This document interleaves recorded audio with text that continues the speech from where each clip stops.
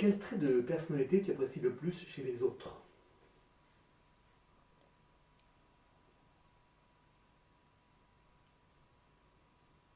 L'honnêteté. Je déteste le mensonge. C'est quelque chose que j'évite moi de faire le plus possible. euh, Parce que je ne suis pas du tout alignée avec qui je suis quand je mens. Et du coup, quand les autres mentent, ça me met très mal à l'aise parce que bon, je le détecte très facilement. Du coup, je trouve que ça serait plus simple si on agissait tous en honnêteté. Ça éviterait des quiproquos, des tergiversations et de la perte de temps. Et Dieu sait combien on manque beaucoup de temps sur Terre. Une vie, c'est pas assez pour améliorer les choses. Et pour quel défaut tu as le plus d'indulgence? Je pense que la peur, c'est tellement une émotion qui prend aux tripes que c'est difficile de se contrôler. Je pense que beaucoup de gens font de mauvaises actions par peur. Peur des autres, peur de l'image qu'ils vont donner, peur de perdre quelque chose. Et du coup, c'est quelque chose que je comprends. Est-ce que c'est quelque chose que tu as subi? Moi, je suis quelqu'un qui a très peur. J'ai beaucoup de peur. Je travaille dessus. Euh, et c'est vrai que parfois, je pense, les peurs nous éloignent de notre être véritable, on va dire.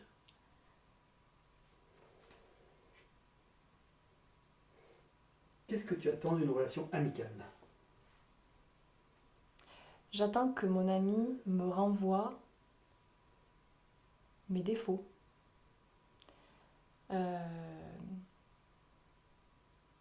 j'ai des amis qui me disent non, là, ça va pas. Là, t'as fait ça, j'aurais pas agi comme ça.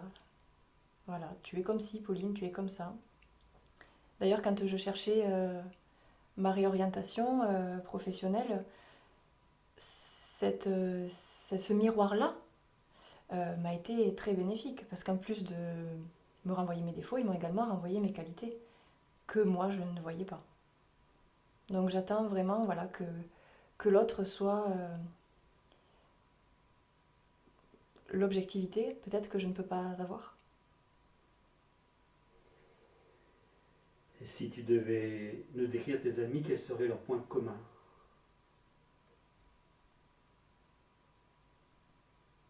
Mes amis, ils sont tous bienveillants et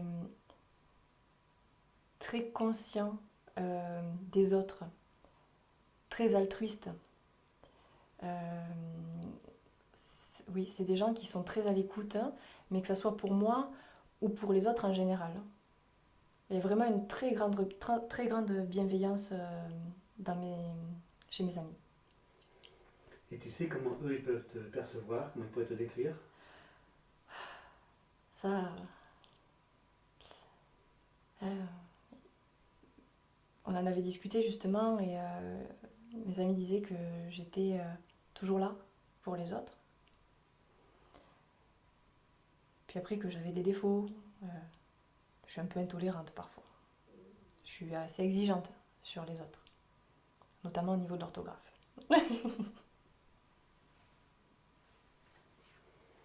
Comment tu décrirais ta façon de communiquer avec tes proches?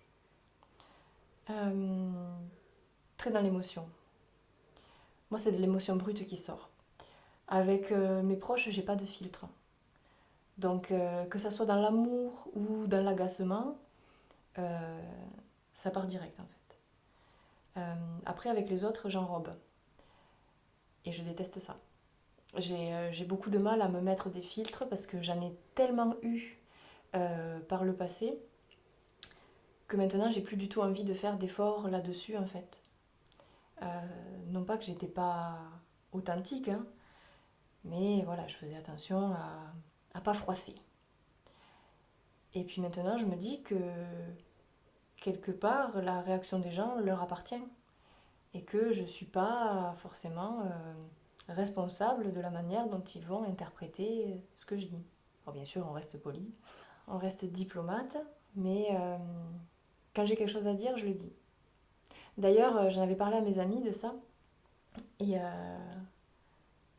Et avec mon ami Manon, on en avait beaucoup rigolé parce que je crois que c'était au réveillon 2017 ou 2018, je sais plus. J'avais dit là, c'est l'année du non. Quand je sentirai que c'est non, je dirai non. Et depuis, ça fait 3-4 ans que c'est l'année du non parce que, parce que voilà, quand j'ai quelque chose à dire, maintenant, voilà, je me force à le dire. Des fois, j'arrive pas. Des fois, les autres comment dire, me bloquent un peu. C'est-à-dire que, voilà, si quelqu'un me dit quelque chose, ça peut tellement m'ébranler que sur le coup, je ne vais pas réagir. Après, quand je vais y réfléchir, je vais me dire, oulala, mais ça va pas du tout. Donc après, je prends le téléphone et je dis, oui, au fait, à propos de ce qu'on avait dit là, non, finalement, voilà. C'est comme ça que j'essayais d'agir aussi avec mes patrons. Je leur disais ce qui allait pas. Et eux, ils aimaient beaucoup cette manière-là de communiquer parce que, en plus, vu qu'ils étaient loin, ça leur permettait de savoir clairement ce qui se passait, l'ambiance du cabinet. Et ils savaient qu'ils pouvaient compter sur moi.